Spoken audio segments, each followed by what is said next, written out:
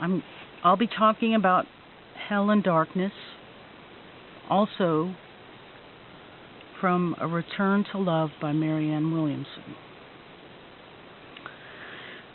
This is a quote from A Course in Miracles. There is no place for hell in a world whose loveliness can yet be so intense and so inclusive, it is but a step from there to heaven. We are bound up in emotional chains, and we should have compassion for ourselves. We don't. Thinking we should be better, we think other people are not as afraid as we are. Whatever abuse our parents gave us is mild compared with the way we abuse ourselves. It's a camouflaged vortex of self-loathing, and we're always seeking a way out or escaping, maybe with a degree, our job, a relationship, a certain diet, or a project. But too often the chains just keep on getting tighter until we realize we are the problem. We don't know what to do about it, so we have a tendency to drink, do drugs, obsess, overeat. We hide, we attack. The form of dysfunction is irrelevant. There are many different ways to express that we don't really like ourselves very much. All the emotional energy has to go somewhere. If it turns inward, it can become a personal hell that includes addiction, obsession, compulsion, depression, and even violent relationships. When that emotional energy is projected outward, it can become a collective hell of violence, war, crime, or oppression, but it's all the same. Our minds create our experience. Our brain, being like a biocomputer, manufactures whatever we feed into it. We'll have temporary breakthroughs while working on having a positive attitude, but then revert to patterns of self-betrayal and can easily become a bitch. Thoughts can be changed, but not permanently. We tend to mess everything up. Our demons are our most painful thoughts. If we know our patterns and acknowledge them, we see how we can use them to divert attention. Then we go into another outrageous behavior.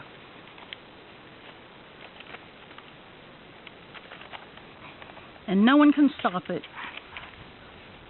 That's when we need to ask for a miracle, which is a shift in perception. Negativity can be very destructive. We find our own jugular. But when we ask God for help,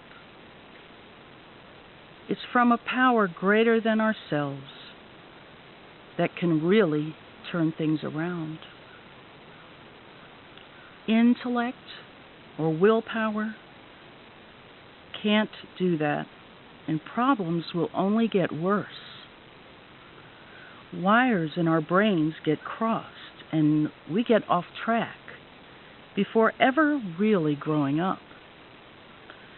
So we have a very long post-adolescence, and we'll need to go back a few steps before we can go forward.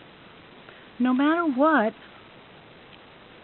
hot water we get into, we always think we can get ourselves out of it if we are cute enough, smart enough, talented enough, or clever enough.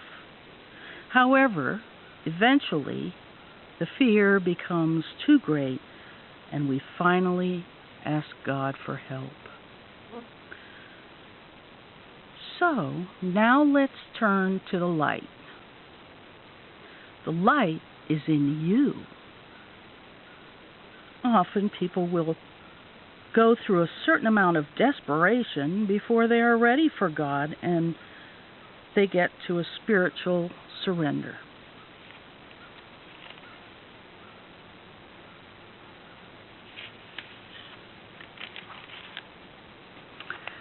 Now, let's not underrate nervous breakdowns. They can be a method of spiritual transformation, and they get your attention.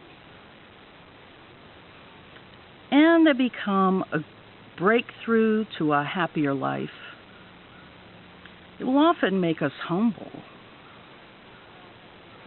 For some of us, we just kept trying our old tricks that never did work.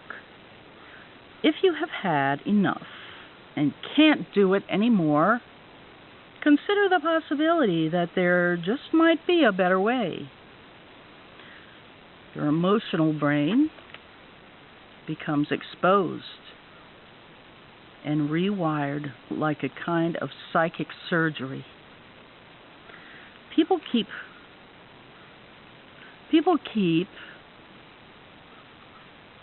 crashing into walls.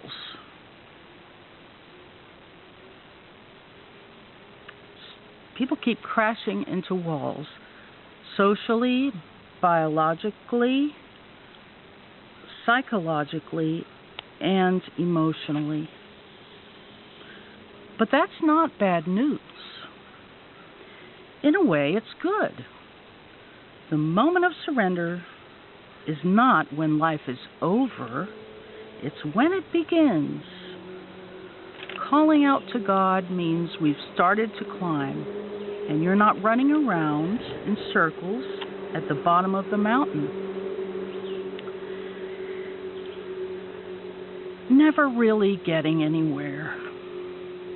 For some people, things have to get very bad before there's a shift, after they truly bottom out.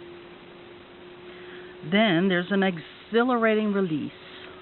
The power of the universe is bigger than you are. It can do for you what you can't do for yourself. Suddenly, your last resort seems like a very good idea. It's ironic that you spend your whole life resisting the idea, but in the end, you ask for help and surrender to the God of the universe. And you are in God.